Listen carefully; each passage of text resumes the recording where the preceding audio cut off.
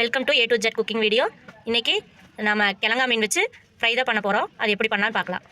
Masala ready பண்ணுறதுக்கு என்னென்னு பார்த்தலாம். கார்ன்ஃப்ளவர் மாவு 50 கிராம் எடுத்திருக்கேன்.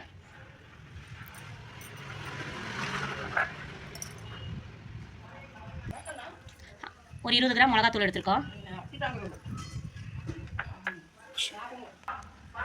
இஞ்சி பூண்டு பேஸ்ட்டு 2 ஸ்பூன் எடுத்திருக்கேன். 1/2 லெமன் புளிஞ்சு விட்டுலாங்க.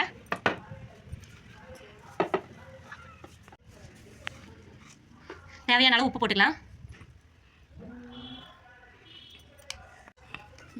ஆயில் கொஞ்சம் சேர்த்துக்கலாம். இதில் போட்டு நல்லா கலக்கிக்கலாம்.